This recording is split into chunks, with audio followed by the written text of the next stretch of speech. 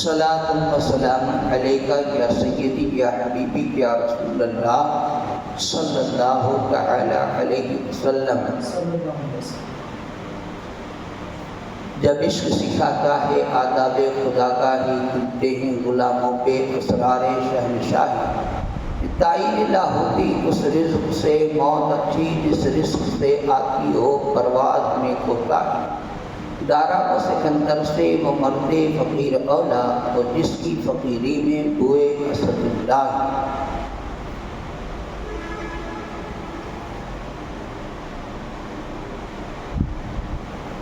بخاری شریف میں میں ڈائریکٹ شروع کرتا ہوں۔ بخاری شریف کی ایک حدیث ہے جس میں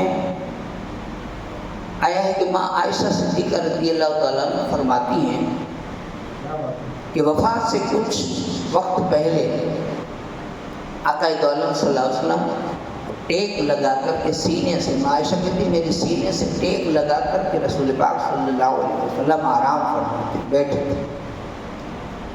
اب اتنے میں حضرت عبد الرحمن ماں عائشہ کے بھائی وہ تشریف لائے اور ان کے ہاتھ میں مسواک تھی، جسے آپ اور ہم داتن کہتے ہیں، مسواک۔ اسے دیکھ کر رسول پاک صلی اللہ علیہ وسلم مسکرائے تو ماں عائشہ جانتی تھی کہ وہ مسواک کو پسند کرتے ہیں، مسواک کو پسند کرتے ہیں۔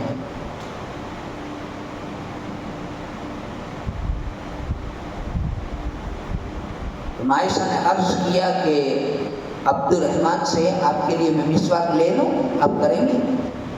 تو حضور صلی اللہ علیہ وسلم کو بولنے کی سخت نہیں تھی، اشارے سے ہاں کہی تو انہوں نے 2 مسواک تھی، اس میں سے ایک مسواک لے لی۔ اور پھر رسول پاک صلی اللہ علیہ وسلم نے چبانا چاہا مگر چبا نہیں سکے، تو عائشہ کہتی میں نے چبایا اور ان کے دانتوں میں پھیر دیا۔ یہ آخری لمحات ہے، سرکار پاک صلی اللہ علیہ وسلم نے دنیا سے بظاہر تشریف لے جا رہے ہیں، اس وقت بات ہے۔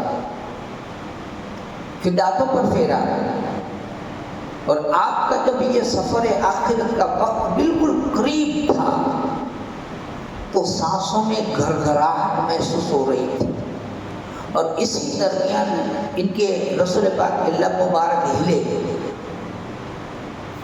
تو لوگوں نے یہ الفاظ سنے، نماز غلام باندھی، یہ لفظ سنے۔ مشکوٰۃ شریف پہ ہے کہ وفات کے دن حضرت جبریل علیہ السلام آئے تو ان کے ساتھ میں ایک فرشتہ اور بھی تھا جو 1,00,000 فرشتوں کا افسر تھا۔ جب رسول پاک دنیا سے تشریف لے گئے تو ایک جبریل آئے، لیکن ساتھ میں ایک فرشتہ اور تھا کہ ان کے ساتھ 1,00,000 فرشتے اور تھے، ان کا سردار تھا وہ 1,00,000 فرشتوں کا۔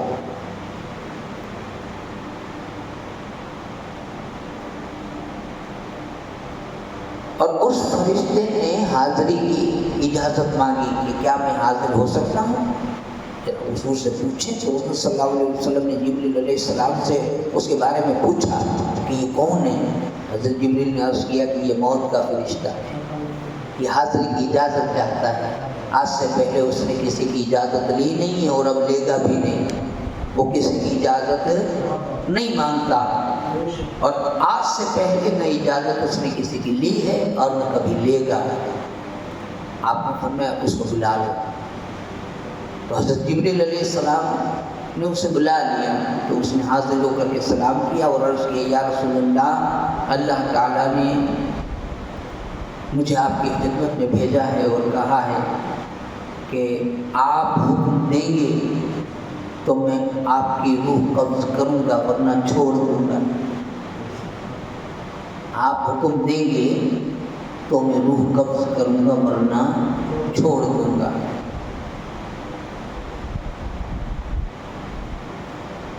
تو رسول اللہ صلی اللہ علیہ وسلم فرمایا کہ تو میری مرضی کے مطابق عمل کرے گا، میں کہوں گا ویسا کرے گا۔ اس نے کہا ہاں مجھے تو یہی حکم ملا ہے کہ آپ جیسا چاہیں ویسا کروں۔ آپ سوچیں ذرا کہ اللہ کو کتنا پیار ہے رسول سے،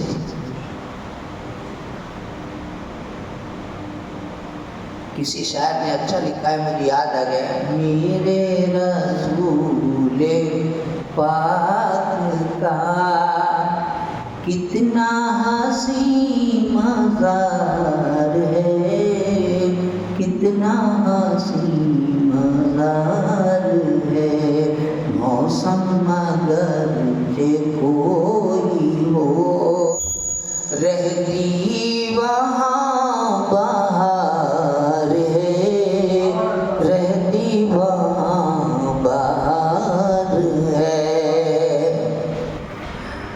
تو راوی کا کہنا بیان یہ ہے، راوی نے ایسا بیان کیا کہ یہ سن کر رسول پاک صلی اللہ علیہ وسلم نے حضرت جبریل علیہ السلام کی طرف دیکھا۔ جبریل علیہ السلام نے عرض کیا کہ یا رسول اللہ تعالیٰ آپ کی ملاقات کا مشتاق ہے، اللہ آپ سے ملنا چاہتا ہے۔ ایک دوست ہے، دوسرے دوست کو بلاوا بھیجے، کہے کہ بھائی فلاں جگہ جاؤ اور اسے کہو کہ بھائی تم کو فلاں یاد کر رہا ہے، یاد آ رہی ہے تمہاری۔ تو کہتے ہیں کہ اللہ تعالیٰ آپ کے دیدار کا مشتاق ہے، ملاقات کا مشتاق ہے، یعنی شوق ہے۔ مشتاق کہتے ہیں جس کو شوق ہو، کا شوق ہے۔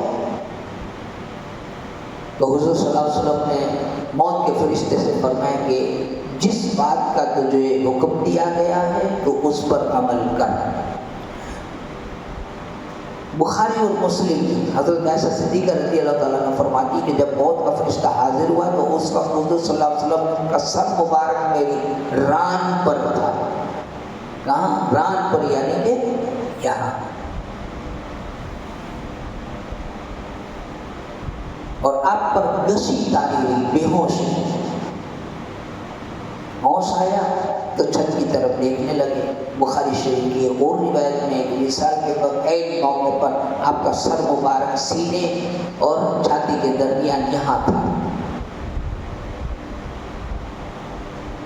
سینے اور حلق کے درمیان، اور قریب میں پانی کا برتن رکھا ہوا تھا۔ تو رسول پاک صلی اللہ علیہ وسلم پانی کے برتن میں ہاتھ ڈالتے تھے، چہرے پر پھیر لیتے تھے، ہاتھ ڈالتے تھے، چہرے پر پھیر لیتے تھے، لا الہ الا اللہ کہتے تھے، اور موت کی سختیاں کہتے، موت کی سختیاں۔ پھر حضور صلی اللہ علیہ وسلم نے آسمان کی طرف ہاتھ اٹھائے اور فرمانے لگے کہ اللہ مجھے رفیق اعلیٰ میں کر دے۔ اس کا یہ مطلب تھا کہ رفیق اعلیٰ مطلب میں آنا چاہتا ہوں۔ اور ایک روایت میں ہے کہ میں نے رفیق اعلیٰ کو اختیار کیا، بس یہ کہتے کہتے ہاتھ لٹک گئے اور روح قدسی عالم قدس میں پرواز کر گئی۔ انا للہ و انا الیہ راجعون۔ درود پاک پڑھے، اللہم صلی علی محمد وعلی آل سیدنا محمد وآلہ وسلم۔ یہ وصال رسول صلی اللہ علیہ وسلم کی بات میں نے سنائی۔ مدینہ میں دو قیامت آئی، دو آئی۔ ایک تو جب رسول پاک صلی اللہ علیہ وسلم کا وصال ہوا، پردہ کر گیا، اس وقت جو گھڑی تھی مدینہ والوں پر گزری، ایسی دوسری گھڑی آئی جب کربلا سے لوٹا ہوا قافلہ مدینے پہنچا تھا۔ یہ دو گھڑی بڑی دردناک تھی۔ یہ گھڑی میں جس کو بھی پتہ چلتا تھا کہ سرکار دنیا سے پردہ کر گئے، کون مانے گا؟ پہلی بات تو یہ مانے گا کون؟ جس کا سایہ نہیں ہے۔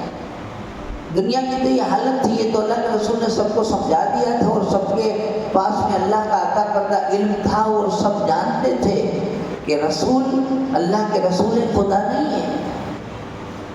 ورنہ ہمارے تمہارے جیسے دیکھے کہ ایک انسان کا سایہ ہی نہیں ہے، نور ہے وہ، چاند جس کے آگے کھلونا ہے، سورج جس کے اشاروں پر کام کرتا ہے، آسمان کا بادل جس پر سایہ کرتا ہے۔ اگر نرم زمین پر چلے تو پاؤں کے نشان نہ ہو، اور سخت زمین پر چلے تو نشان پڑ جائے۔ درخت جن کو سجدہ کرے، یہ پتھر کنکر جن کو سلام کرے، جن کا کلمہ پڑھے، ان کا حکم بحر و بر میں چلے، حیوانات بھی حکم مانے، شیطان ہو چاہے جنات ہو چاہے انسان ہو، ہر کوئی رسول پاک کی مرضی کے تابع رہے. جب یہ عادت بادلوں کو اگر اشارہ کرے تو برس پڑے، بادلوں کو اشارہ کرے تو چل پڑے. ایسا شخص اگر کسی کے سامنے آئے تو جس انسان کو سرکار کے نے سمجھایا نہ ہو، جن پر اللہ کا کرم نہ ہو، وہ تو اسے خدا سمجھے گا. ایسے انسان کو انسان نہیں ہوتے، وہ تو خدا یا خدا کا اوتار مانیں گے نا اس کو لوگ. یہاں تو قانون ہے کہ جماعت کروا نمسکار، گلی گلی میں خدا بنا کے بیٹھے ہے نا. اس لیے ہمارے لیے ہمارے یہاں کہتے ہیں کہ ہمارے لیے اگر عبادت ہی کرنی تھی تو مدینے کی دھرتی ہمارے لیے کم نہیں تھی. ہم اگر پوجا کرتے تو مدینے کی زمین کی کرتے، ہم اس کی بھی پوجا نہیں کرتے. ہم وہاں بھی سر نہیں جھکاتے، ہم سر جھکاتے تو صرف اللہ کی بارگاہ میں جھکاتے. اب وہ جب پردہ کر گئے تو جو بھی سنتا تھا وہ ہوش کھو بیٹھتا تھا. علی نے سنا تو نڈھال ہو کر ایک جگہ بیٹھ گئے. عمر نے سنا تو تلوار نکالنی اور چاروں طرف نکل پڑے گلیوں میں کہ خبردار اگر کسی نے کہا کہ اللہ کے رسول وصال کر گئے تو میری تلوار اور اس کی گردن. ہو ہی نہیں سکتا کہ سرکار کا پردہ ہو، نہیں ماننے کو تیار تھے. عثمان غنی کو دیکھا تو ایک جگہ کھمبے کے پاس کھڑے رہ گئے. کسی کو ہوش نہیں تھی. اتنے میں صدیق اکبر پر یہ احسان ہوا اللہ کا کہ صبر ان کا قائم رہا، ہوش ان کے قائم رہا. جلدی سے جا کر کے انہوں نے منبر پر خطبہ دیا، اے لوگوں بیٹھ جاؤ. تو سب بیٹھ گئے. عمر فاروق کھڑے رہے، کام نہیں بیٹھیں گے. عمر فاروق کو چھوڑ دیا. اب انہوں نے ابو بکر صدیق رضی اللہ تعالیٰ عنہ نے جب کھڑے ہوئے تو آپ نے تقریر میں انہوں نے آیت پڑھی، کیا وما محمد الا رسول، محمد صلی اللہ علیہ وسلم وہ تو ایک رسول ہیں، قد خلت من قبلہ الرسول، ان سے پہلے اور رسول آ چکے ہیں. افإن مات، اور اگر کیا ان کا انتقال ہو جائے یعنی وہ پردہ کر جائے تو اگر وہ انتقال کر جائے تو او قتلوا انقلبتم، یعنی کہ اگر وہ انتقال کر جائے یا وہ شہید ہو جائے تو علی اعقابکم. اس کے بعد کہتے ہیں کہ اگر وہ شہید ہو جائے تو کیا تم الٹے پاؤں پھر جاؤ گے؟ مان لو کہ رسول پاک ہمارے بیچ آئے رہے، کیسے تھے وہ؟ عرشی آقا. ایک بار صحابہ کھانا کھا رہے تھے تو کھانا کھا رہے تھے تو جو چاول ہے نا، چاول تسبیح پڑھنے لگے. سرکار کا ہاتھ جہاں لگ جاتا تھا وہ چیز زندہ ہو جاتی تھی. اس کی ایک نہیں کئی دلیلیں کہ سرکار کا ہاتھ لگ جاتا تھا تو وہ چیز زندہ ہو جاتی تھی. کئی دلیلیں. یہ جو کھجور کا درخت ہے ٹوٹا، کھجور کا جھاڑ ٹوٹا ایسے تھا سوکھا ہوا، اور اس کا تنا وہاں رکھا تھا اور حضور اس کی ٹیک لگا کر کے خطبہ پڑھتے تھے. ممبر نہیں تھا. کافی ٹائم خطبہ دیا لیکن جب ممبر بن گیا تو وہ ہٹا دیا تنا. اور جب ممبر پر سرکار بیٹھے تو سب لوگ بیٹھے تھے، رونے کی آواز آئی. سب لوگ دیکھ رہے کون رو رہا ہے کون رو رہا ہے، اور اتنی آواز ہبکیاں بڑھ رہا تھا. حضور سب لوگ دیکھ رہے ہیں کہ رو کون رہا ہے، آواز کہاں سے آ رہی ہے. تو حضور صلی اللہ علیہ وسلم ممبر سے اترے اور وہ کھجور کا جو درخت تھا ٹوٹا اس کے پاس جا کر اس کو تھپکیاں دے کر کے اس کو چپ کروایا کہ چپ ہو جائے. اور پھر اس سے حضور باتیں کرنے لگے. حضور نے کہا کہ کیا چاہتا ہے تو؟ میں تو کہے تو تجھے جنت میں لگوا دوں، تو کہے تو یہیں ہرا بھرا کر دوں. تو کہتے ہیں کہ وہ اس درخت نے ماں کی مجھے جنت میں لگوا دیں، یہیں ہرا بھرا ہو جاؤ، جنت میں لگوا دیں تاکہ وہاں آپ کے ساتھ رہوں گے، یہاں تو پھر بھی موت آنی ہے. وہ درخت سمجھدار تھا. تو اچھا ایک بات دوسری سن کہ درخت کا ٹوٹا ہے نا، چاہے کوئی بھی درخت ہو، جان صرف انسان میں ہوتی ہے. جان صرف انسان میں ہوتی ہے، جانور میں ہوتی ہے، جانور پرندے میں ہوتی ہے. یہ پتھر تو بے جان ہے، یہ پیڑ پودے تو بے جان ہیں. اور پھر بھی مان لو کہ کوئی کہے کہ بھئی یہ پیڑ پودے بھی زندہ ہے، اس کو کاٹو تو، ہے نا، ایسا بولتے ہیں، لیکن وہ سوکھا تھا، وہ تو حقیقت میں بے جان ہی تھا، اور پھر بھی ماننے کے چلے جاندار تھا، لیکن اس میں سمجھ نہیں ہوتی، عقل نہیں ہوتی، ہے نا، عقل نہیں ہوتی، اور سکھ اور دکھ کی بھاونا نہیں ہوتی۔ رونا ہنسنا کب ہوتا ہے؟ روتا انسان دکھ پر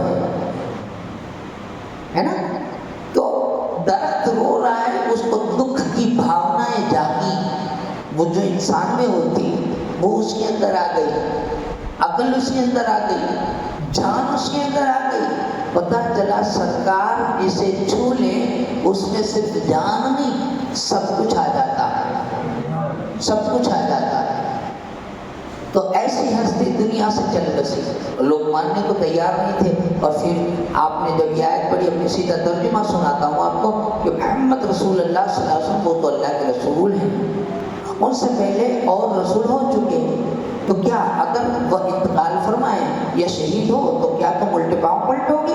اور جو الٹے پاؤں پھرے گا وہ اللہ کا کچھ نقصان نہیں کرے گا، اور قریب اللہ شکر کرنے والوں کو صلہ عطا کرے گا۔ یعنی جب اپنے دین پر ثابت قدم رہیں گے اور نہیں پھریں گے تو وہ گروہ شاکرین میں شکر کرنے والوں میں سے ہوں گے۔ یہ آیت ابو بکر صدیق نے سنائی، قرآن کی آیت ہے، وہ سنائی، سب لوگوں نے آیت تو سنی تھی، لیکن سب کہتے ہیں کہ جب ہم نے سنی تو ہمیں ایسا لگا کہ ہم نے کبھی نہیں سنی تھی، آج سنی، ایسا لگا، اور پھر سب کے ہوش سنبھلے کہ بھئی سچ میں اللہ کے رسول سے انتقال کر چکے ہیں۔ خیر، سرکار پاک صلی اللہ علیہ وسلم کے پردہ فرمانے کے بعد، پردہ فرما، اب اس بحث میں ہم نہیں جاتے کہ خلیفہ کون بنا، پہلے سے ہے نا، کہ کئی لوگ کہتے ہیں کہ بھئی خلافت تو مولا، یہ جو شیعہ ہے نا، وہ لوگ کیا کہتے ہیں کہ مولا علی ہے نا، ہاتھ بدھے ہوئے تھے، گردن میں توپ تھا، ان کو باندھا ہوا تھا، یہ لوگوں نے ظلم کیا، مولا علی کو تو پتہ ہی نہیں، ابو بکر ایسے ہی خلیفہ بن گیا، انہوں نے بنا دیا، ایسا کہتے معاذ اللہ۔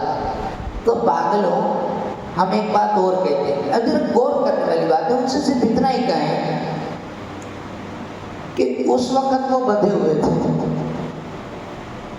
پھر بعد میں کیا ہمیشہ تک بدھے ہی رہے، کبھی کھلے نہیں، ہے نا؟ اگر وہ اس وقت بندھے ہوئے تھے تو جب چھوٹ چکے تھے، آپ نے جنگ تو کبھی کی نہیں ابو بکر صدیق سے، نہ عمر فاروق سے کی، کسی سے جنگ تو کی نہیں ہے، سوال بھی نہیں کیا، الگ جا کر کے اپنی دارالخلافت بنائی بھی نہیں ہے، ایسا تو کچھ کیا نہیں ہے نا؟ چاہتے تو کرتے، اور جو علی خیبر اکھاڑ سکتے ہیں وہ ابو بکر صدیق سے نہیں لڑ سکتے، بلکہ حدیث ہے کہ جہاں علی ہے وہاں حق ہے، علی حق کے ساتھ ہے، تو مولا علی تو حق والے ہیں، جھوٹ اور برائی کا سامنا کرنے والے ہیں۔ درود پاک پڑھے، اللہم صل وسلم وبارک علی سیدنا و مولانا محمد الجود والکرم وآلہ وصحبہ وبارک وسلم، صلاۃ و سلام علیک یا رسول اللہ۔ تو یہ ان کی باتیں ہیں، ان کا جواب آپ اس طریقے سے دے سکتے۔ بہرحال ام المؤمنین کون بنا آپ رسول پاک کے بعد میں؟ سیدنا صدیق اکبر۔ اس کی بہت ساری نشانیاں ہیں کہ جیسے رسول پاک کی موجودگی میں سرکار نے جب علالت میں تھے، یعنی کہ بیمار تھے، نماز پڑھانے جیسی حالت نہیں تھی ان کی، کھڑے نہیں پا رہے تھے، تو خود انہوں نے فرمایا کہ ابو بکر سے کہو نماز پڑھائے۔ یہ یاد رکھیے گا، کئی لوگ کہتے ہیں کہ کربلا نو شروع کرو، کربلا نو شروع کرو، کربلا واڑی آپ پہلا رسول پاک نو اس کو ہاپے، پہلے رسول پاک کے بارے میں سمجھو، رسول پاک، پھر ان کے بعد کون کون خلیفہ آیا، اس کے بعد امام حسن آئے، اس کے بعد امام حسین آئے، بعد میں یزید نے کیا کہ وہ سارا اگلا پہلے سمجھنا پڑے گا، تب جا کر کے کربلا آئے گی، ہے نا؟ سمجھ لو نا، آ رہی بات؟ تو ابو بکر صدیق رضی اللہ تعالیٰ کون ہے؟ آج ہمارے پاس سے علم بھی جا چکا ہے۔ یاد رکھیے گا، رسول پاک صلی اللہ علیہ وسلم ایک رشتہ تو یہ ہے کہ بچپن سے دوست تھے، حالانکہ عمر بڑی ہے ابو بکر سے، رسول پاک کے دوست ہے نا، دوست، اور دوستی कैसी बढ़ी कि जब बड़े हुए तो अबू बकर सिद्दीक ने अपनी बेटी रसूल पाक को दी। तो रसूल पाक अबू बकर के दूसरे रिश्ते में क्या हो गए? रसूल पाक जमाई हो गए और ये ससुर हो गए। दूसरा रिश्ता दामाद और, है ना, ये हो गया ससुर दामाद का। दूसरा रिश्ता दोस्ती का था। अब रसूल पाक हमेशा हमेशा रसूल पाक की दोस्ती में, यारी में, साथ में, संगत में, हर मकाम पर अबू बकर सिद्दीक आगे आगे रहे, साथ साथ रहे। समझ गए बात को? ये रिश्ता है। अब अबू बकर सिद्दीक रज़ी अल्लाह ताला अन्हु का तीसरा रिश्ता ये निकला कि ये खलीफा भी इन्हीं को पहले बनाया। जब जाहिर में थे हर जगह साथ, गाने सौत जाना था, वहाँ हिजरत करनी थी तो वहाँ साथ। जब सरकार पर्दा फरमा गए तो अब कब्र में भी साथ। जब उठेंगे कब्रों से तो वहाँ पर भी साथ। जन्नत में जाएंगे वहाँ पर भी साथ, हर जगह साथ। अबू बकर सिद्दीक, याद रखिएगा, रसूल पाक सल्लल्लाहु अलैहि वसल्लम ना ससरा थाय अबू बकर सिद्दीक, याद रखियो। એની દીકરી માં આયશા રસૂલ પાકના ઘરમાં, સમજી ગયા, જેને આપણે માં આયશા કહીએ છીએ. સૌથી નાના એ હતા એની રસૂલ પાકની બીબીઓમાં, ઠીક. અને અલ્લાહના તરફથી આ રિશ્તો કરેલો હતો. जिब्रील अलैहिस्सलाम, ये मेराजुन नबुव्वह में आता है, मदारिजुन नबुव्वह में आता है कि रसूल पाक सल्लल्लाहु अलैहि वसल्लम को जिब्रील अलैहिस्सलाम के पर में तस्वीर बना करके दिखाई थी कि ये आपके निकाह में आने वाली है। माँ आयशा की तस्वीर बनाकर, ये अल्लाह ने दिखाई थी। अल्लाह मुसव्विर है, वो बना सकता है, उसका काम है। तो खैर ये रिश्ता समझ में आ गया। अब अबू बकर सिद्दीक रज़ियल्लाहु अन्हु खलीफा बने और खिलाफत का काम तो कई साल अंजाम दिया, कई साल अंजाम दिया। लेकिन सबसे अहम तरीन जो काम है, बहुत सारे इनकी एक, लेकिन कहते हैं कि एक मर्तबा आसमान के ऊपर बिना बादल के, बिना गुबार के, चोखा आसमान, एक भी सितारा बादल में नहीं छुपा था और सितारे दिख रहे थे। ऐसा लग रहा था कि आसमान ने सितारों की चादर ओढ़ी है, जगमगा रहे थे। और रसूल पाक माँ आयशा से कहते, आसमान के सितारे देखो कितने हैं। बहुत है, कहा गिन सकते हैं इसको? नहीं गिन सकते, बहुत है, लाखों करोड़ों। का इतनी भी नेकियां किसी की होंगी? उमर फारूक की नेकियां ये सितारों से भी ज्यादा हैं। तो माँ आयशा है ना, अबू बकर की बेटी है, तो इनको हर एक बेटी को अपना बाप प्यारा होता है। तो कहते हैं उमर फारूक जो है उनकी नेकी जब इतनी है कि आसमान में तारे हैं उससे भी ज़्यादा हैं, तो फिर मेरे अब्बा की नेकी, अबू बकर की नेकी कितनी है? तो रसूल पाक सल्लल्लाहु अलैहि वसल्लम ने कहा कि आयशा, अबू बकर की नेकी ये उमर फारूक की ये सारी जिंदगी भर की नेकियां अबू बकर की एक नेकी से कम है। अबू बकर की एक नेकी से भी ये सारी नेकी कम है। अबू बकर की इतनी नेकियां। अच्छा, तो अब हम जरा हिसाब नहीं लगा सकते कि कितनी है, लेकिन जरा गौर करें कैसे कैसी नेकियां। भाई जिसके मैंने बताया ना कि रसूल पाक सल्लल्लाहु अलैहि वसल्लम ने जब माल देने की बात की तो आधा आधा किया, किसी ने पौना माल दिया। अबू बकर सब कुछ लेकर के लुटाने के लिए ले गए थे। जब घर से हिजरत करके जाना था तो घर में जब पैसे पड़े थे वो सब ले गए और पीछे थैली के अंदर जो पैसे थे वो सब ले लिए और थैली में पत्थर भर दिए। और बेटी से कहा, वालिद आंखों से नाबीना थे, तो कहा कि पूछेंगे तो क्या जवाब दें?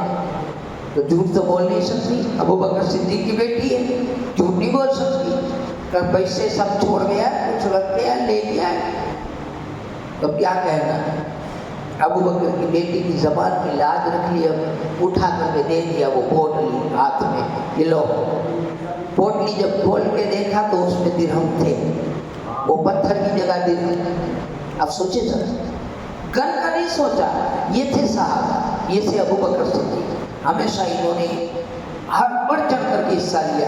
دوسرا یہ ہے کہ ابو بکر صدیق رضی اللہ تعالیٰ عنہ ہجرت کے دن ساتھ میں، اور تیسرا کہ جب وہاں پر جان، اب ظاہر سی بات ہے کہ کہیں جان کا خطرہ ہو جائے، کسی کو جاتے ہو کہیں جان کا خطرہ ہو جائے تو انسان کسی اور کو آگے کرتا ہے، لیکن غار میں جب گئے ہیں، غار کے اندر، تو پرانی غار کی پتہ نہیں اندر کیا ہوگا، کیڑے مکوڑے بھی ہو سکتے ہیں، بڑا جانور بھی ہو سکتا ہے، دشمن بھی چھپا ہو سکتا ہے، لیکن اس کے اندر پہلے ابو بکر صدیق جاتے ہیں، صفائی کرتے ہیں، سارے سوراخوں کو ڈھک دیتے ہیں، اور جہاں ایک سوراخ، یہ سنا ہوگا آپ نے کہ ایک سوراخ جہاں تھا وہاں آپ نے اپنا پاؤں یا ہاتھ رکھ دیا، جو بھی ہے، کسی نے کہا تلوار رکھا، کسی نے کہا انگوٹھا رکھا، لیکن اس سوراخ کو پاؤں کے ذریعے بند کر دیا۔ اس میں سانپ تھا، رہتا تھا کافی سال سے، اور رسول پاک کے دیدار کے لیے وہ انتظار کرتا تھا کہ یہاں غار میں عیسیٰ علیہ السلام کے زمانے سے کسی نے کہا الگ زمانہ کوئی ہے،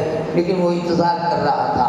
تو رسول پاک جب اس غار میں آئیں گے تو میں ان کا دیدار کروں گا، تو رسول پاک صلی اللہ علیہ وسلم آرام فرماتے ابو بکر صدیق کی گود میں سر رکھ کر کے آرام کر رہے تھے، اور پاؤں اس طرح سے رکھا ہوا تھا، اور سانپ نے ڈسنا شروع کیا، لیکن جب حد سے بڑھ گئی تکلیف تو آنکھ سے آنسو نکلے اور رسول پاک کے گال پر پڑے، تو گرما گرم آنسو جب پڑے تو آقا کی آنکھ کھل گئی، کہا کیا ہوا؟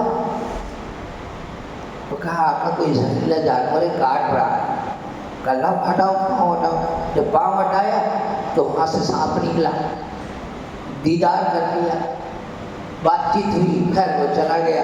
ابو بکر صدیق کے پاؤں میں حضور صلی اللہ علیہ وسلم نے لعاب دہن لگا دیا، لعاب دہن لگا دیا، اس شفا مل گئی۔ یہ تھوک مبارک میں تاثیر ہے۔ یہاں پر ایک چیز اور بتا دوں کہ آپ لوگ جب وضو کرنے جاتے ہو تو تھوکتے ہو نا، میں بھی تھوکتا ہوں۔ اب ہم ذرا ٹرائی کریں گے کہ باہر کسی اچھی جگہ پر تھوکیں گے، تو ایسے ہی رکھیں گے، دوسرے دن پھر تھوکیں گے، پورا دن تھوکنے کا ایک جگہ، پھر دیکھنے کا وہاں کیا ہوتا ہے، جھاڑوے ہوگے گے نا، مکھیاں ہوں گی، گندگی ہوگی نا، ہم جہاں تھوکتے وہاں کیا ہوتا ہے، گندگی ہو جاتی ہے۔ اور رسول پاک اگر کہیں لعاب دہن ڈال دے تو وہاں زندگی ملتی ہے، وہاں زندگی ملتی ہے۔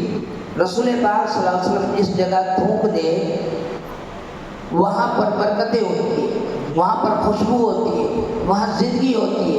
کسی طرح سے ہم سرکار کی برابری نہیں کر سکتے، ہمارے جیسے سرکار نہیں ہے۔ ایک بات میں ہے، کس بات میں؟ ہم بندے ہیں، سرکار بھی بندے ہیں، بس ایک بات میں۔ لیکن دوسری بات میں نہیں، ان کا خدا اللہ، ہمارا خدا اللہ، اس بات میں ایک ہے۔ دوسری کسی بات میں ہم ایک نہیں، کسی بھی بات میں۔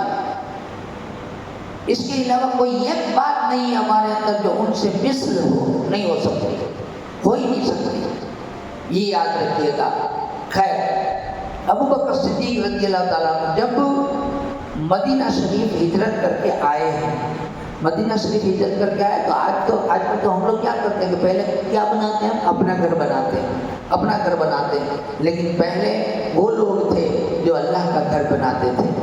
ضرورت پڑی اللہ کا گھر بنانے کی، تو اللہ کا گھر بنانے کی ضرورت پڑی تو ایک زمین تھی گھر کے پاس ہیں، حضور نے فرمایا، وہ اونٹنی والا واقعہ ہے نا، معلوم ہے کہ میری اونٹنی میرا ناکا، اس کو اللہ نے مقرر کیا ہے جس جگہ یہ بیٹھے گی وہیں پر اللہ کا گھر بنایا جائے گا۔ تو اس جگہ جا کر کے وہ بیٹھی جہاں پر زمین تھی 2 یتیم لڑکوں کی، آج جہاں مسجد نبوی ہے، وہاں جا کر کے کھڑی رہی۔ جب وہ وہاں جا کر کے کھڑی رہی، وہ جگہ 2 یتیم لڑکوں کی تھی۔ درود پاک پڑھے، اللہم صلی وسلم وبارک علی سیدنا و مولانا محمد معدود الکرم وسلم صلاۃ رسول اللہ۔ جگہ دھیان دیجیے گا کہ وہ زمین 2 یتیم لڑکوں کی تھی، وہاں جا کر کھڑی رہی۔ جب وہ وہاں جا کر کھڑی رہی تو رسول پاک صلی اللہ علیہ وسلم نے کہا یہ زمین کس کی ہے؟ تو کہا 2 یتیموں کی ہے۔ ان کو بلایا گیا، انہوں نے کہا کہ سرکار اللہ کے لیے چاہیے تو ہم ہبہ کرتے ہیں، ایسے ہی ہم کو نہیں چاہیے پیسے۔ لیکن سرکار نے کہا نہیں، اگر آج ہم لے لیں گے ایسے ہی تو کل کو لوگ لینا شروع کر دیں گے یتیموں کا مال بغیر پوچھے کسی کا مال نہیں لینا چاہیے۔ بغیر اس سے ایک مسئلہ دوسرا بتا دوں کہ اگر آپ لوگ ہم لوگ کہیں جا رہے ہیں اور 5 وقتہ نماز تو ہم لوگ ہیں نہیں، لیکن اگر 5 وقتہ نمازی کوئی ہے پابند بنتا ہے اور نماز پڑھنی ہے کہیں دوسری جگہ، تو یاد رکھو جس کی زمین ہو اس کی اجازت لینی پڑے گی، بنا اجازت کے نماز نہیں ہوگی۔ گورنمنٹ کی زمین کی بات نہیں کر رہا، میں مالکی کی زمین کی بات کر رہا ہوں۔ جس کسی کی ملکت ہو، اگر مان لیجیے پلاٹنگ ہے اور پلاٹنگ میں آپ کو نماز پڑھنی تو پلاٹ کس کا ہے؟ جس کا پلاٹ ہے اس کی اجازت لینی پڑے گی۔ آپ سمجھ گئے بات کو؟ تو یہاں پر وہ زمین دیکھیے زمین لینی تھی، اب وہ زمین کے پیسے ابو بکر صدیق رضی اللہ تعالیٰ عنہ نے آگے بڑھ کر کے دے دیے، کہا یہ پیسے میں دے دیتا ہوں۔ آپ ذرا سوچو، ڈپ میں جا کر کے سوچو، مدینہ منورہ کی زمین کا کس نے دیا پیسہ؟ ابو بکر صدیق۔ آپ مجھے یہ بتاؤ کہ ہماری یہ دنیا کی جو یہ مدینے کے علاوہ کی جتنی بھی مسجد ہے وہاں لوگ نماز پڑھتے ہیں تو ثواب ہوتا ہے کہ نہیں ہوتا ہے بھائی؟ ہم لوگ مسجد کا چندہ کرتے ہیں نا، تو کیا کہتے ہیں کہ ایک اینٹ بھی لگواؤ گے تو قیامت تک نماز پڑھی جائے گی تو آپ کو ثواب ہوگا، ہے نا؟ ثواب ہوتا ہے کہ بھائی آپ میں سے اگر کسی حاجی صاحب کی مسجد بنا دی، اب لوگ اس میں نماز پڑھ رہے ہیں تو حاجی صاحب کو ثواب ہوگا نا، ہوگا نا؟ آپ سوچو ذرا، مسجد نبوی کی زمین کا پیسہ اس دن 1500 سال پہلے ابو بکر صدیق نے دیا۔ اب اس زمین میں کس نے نماز پڑھی؟ کوئی حاجی باجی نے نہیں پڑھی، کس نے پڑھی؟ سب سے پہلی نماز ہمارے آقا نبیوں کے سردار نے پڑھی۔ زندگی بھر جس نے سجدے کیے وہ رسول پاک ہے نا، رسول پاک نے وہاں نماز پڑھی، نبیوں کے سردار۔ پھر وہ زمین پتہ چلا وہ زمین ہے کہ جہاں جنت کی کیاری ہے، منبر ہے نا، اور رسول پاک کا روزہ جو ہے وہاں پر جو بیچ کی جگہ رسول پاک نے کیا، وہ جنت کی کیاری ہے۔ یہ جنت کی کیاری کس زمین پر ہے؟ ابو بکر کی زمین پر ہے۔ پتہ چلا ابو بکر صدیق نے جنت اپنی زمین پر اتار لی۔ ہم لوگ تو جنت جانے کی دعا کرتے ہیں، ابو بکر صدیق کی زمین پر جنت آ کر کے کھڑی رہی۔ سمجھ میں آیا ساری بات؟ ایک دوسرا یہ وہ جگہ ہے جہاں جبریل امین قرآن کی وحی لے کر آتے تھے، یہ وہ زمین ہے۔ پھر یہ وہ زمین ہے کہ جہاں غوث، ابدال، قطب، کلندر، صحابہ کون؟ جیسی ہستی ہے وہ صحابہ جس کے بارے میں رسول نے کہا اصحاب النجوم، میرے صحابہ ہدایت کے ستاروں کی طرح ہیں۔ انہوں نے نمازیں پڑھی۔ دوسرا اہل بیت نے پڑھی، اور اہل بیت کون؟ وہ کہ جس کے بارے میں سرکار نے کہا کہ میرے اہل بیت کشتی نوح کی طرح ہے، اگر اس میں سوار ہو گئے تو کامیاب ہو گئے، پار ہو گئے، جو رہ گئے وہ ڈوب گئے۔ اب دونوں کو دیکھو کیسا کشتی ہے نا، کشتی آج کے زمانے میں آپ دیکھیے گا، کشتی آج کے زمانے میں تو کمپیوٹر میں یہ سب بہت ساری چیزیں ہو گئی، لیکن کشتی والا جو ہے نا ابھی بھی دریا کے اندر جب لائٹ وائٹ میں سب انجن خراب ہو جائے نا تو ایک ہی آسرا بچتا ہے اس کے لیے دشا پانے کا، وہ ہے ستارہ۔ کشتی والا کنارہ پا نہیں سکتا بنا ستاروں کے، کشتی والا کنارہ پا نہیں سکتا بنا ستاروں کے، اور خالی ستاروں کو دیکھتے رہو اور کشتی میں سوار نہ ہو تو کوئی چیز کام کی نہیں۔ پتہ یہ چلا کہ اہل بیت کا ہونا بھی ضروری ہے اور ستاروں کی طرح صحابہ کا ہونا بھی ضروری ہے۔ یہ سرکار نے مثال دی ہے، سرکار نے مثال دی ہے۔ تو پتہ یہ چلا کہ ابو بکر صدیق رضی اللہ تعالیٰ عنہ جو ہے ان کی زمین پر یہ صحابہ نے بھی پڑھی، اہل بیت نے بھی پڑھی، غوث، ابدال، قطب، کلندر، ولیوں نے بھی پڑھی۔ آج ہم لوگ بھی جس کو نصیب ہو حج و عمرہ وہ جا کر کے پڑھتے ہیں، وہ سارے سجدوں کا ثواب ابو بکر صدیق کے نام ہے۔ کتنی بڑی نیکی ہے، ذرا ٹارگٹ کو لگانے کون پہنچے گا ان کے مقابلے؟ یہ تو کچھ نہیں، اور بھی بہت ساری ہیں۔ جیسے ابو بکر صدیق رضی اللہ تعالیٰ عنہ سرکار پاک مثال کر گئے۔ کئی بار ایسا ہوتا ہے کہ اب عمر فاروق بھی ایسے تھے. عمر فاروق کو رسول پاک صلی اللہ علیہ وسلم نے ایک دن عمر فاروق کے بیٹے کو کہا کہ اے ابن قفل ادھر آ.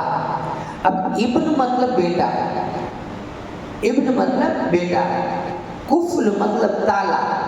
اے ابن قفل، اے تالے کے بیٹے ادھر آ. تو انہوں نے جا کر کے عمر فاروق سے کہا کہ ابا مجھے آج رسول پاک نے یہ کہہ کے بلایا تالے کے بیٹے. عمر فاروق گئے، کہا آپ نے میرے بیٹے کو تالے کا بیٹا کہا؟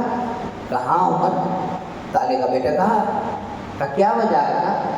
آقا نے فرمایا عمر تو جب تک اس امت میں رہے گا امت کی زبان پر تالا رہے گا. کیا رہے گا؟ تالا رہے گا. تالا رہے گا مطلب امت کیا بولتی تھی؟ امت શું બોલે તો તમને મારે સમજાવવાની જરૂર નથી. તમને ખબર છે તમે જેટલા બી લોકો પ્રોગ્રામ અટેન્ડ કરો છો તમારા ઘરે નિયાત કરો ને પછી સાંભળજો એક કે મીઠું ઓછું હતું ને એક કે ચોખા કાચા હતા. બોલે કે નહીં બોલે? हैं बोलते कि नहीं बोलते? आपने सुना होगा ऐसा. अरे भाई काई तारे देवो નથી છાનો મનો ખાઈને હાલતો था નિયાઝ है या किसी ने भले नियत नहीं लगन નું ખાવ નિકાહ નું ખાવાનું હોય તો भी ખાઈ લે अल्लाह નો शुक्र मान है खोटी पंचा. लेकिन उमर फारूक के जमाने में क्या था? ताला बोले એટલે પડે, બોલાય જ નહીં, खोटी लब हाले જ नहीं, खोटा मसला हाले જ नहीं. कि जब तक तुम हो तब तक इनकी जबान पर ताला रहेगा. उनकी ताकत नहीं है, हिम्मत नहीं है कि गलत झूठा करे. कोई काम थी काम उमर फारूक करे वो सही, शरीयत में गई वो सही.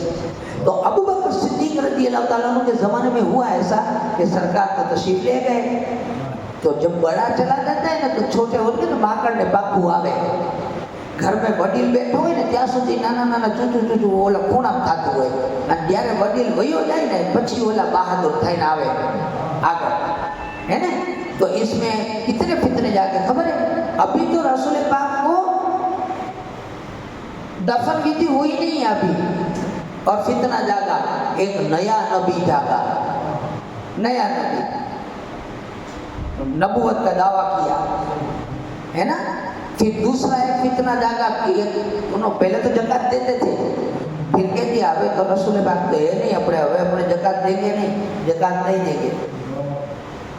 और ये दो फितने और एक रूम में से फितना उठा, 3 फितने उठे. अबू बकर सिद्दीक के हाथ में कमान थी.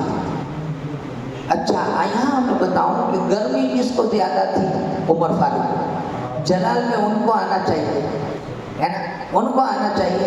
मगर अबू बकर सिद्दीक खड़े हो गए और 3 लश्कर तैयार किए. एक लश्कर तो पहले से ही तैयार था जिनको ज़ैद को हज़रत ज़ैद को सिपह सालार बनाया था.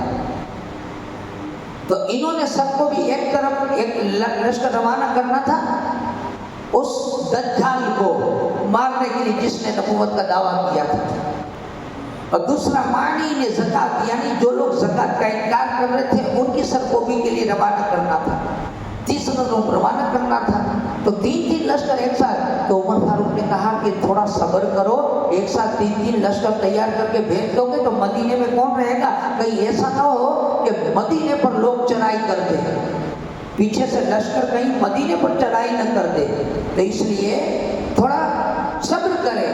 जब सब्र करने की बात आई तो उस्मान ये वो अबू बकर सिद्दीक ने क्या कहा मालूम है?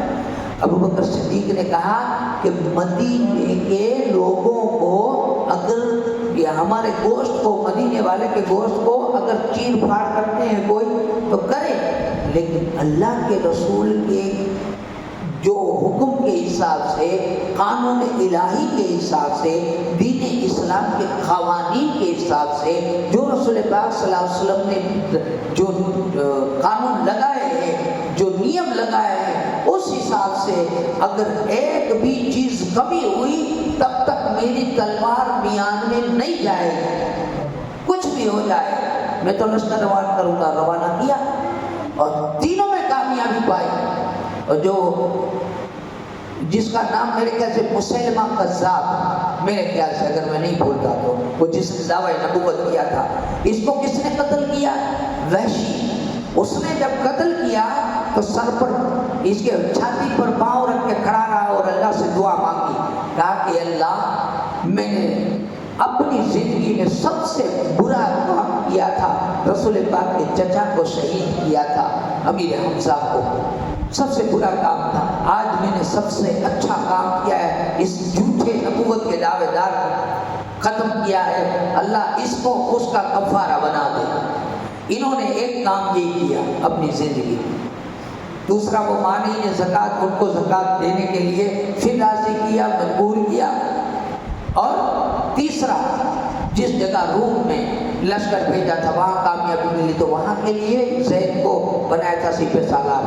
تو کسی نے کہا کہ بھائی بدر کے صحابہ، احد کے صحابہ بڑے بڑے، مطلب کہ وہ تو جنگجو ہیں جنہوں نے بدر لڑی ہے، احد لڑی ہے، ان میں سے کسی تجربے کار کو سپہ سالار بناؤ۔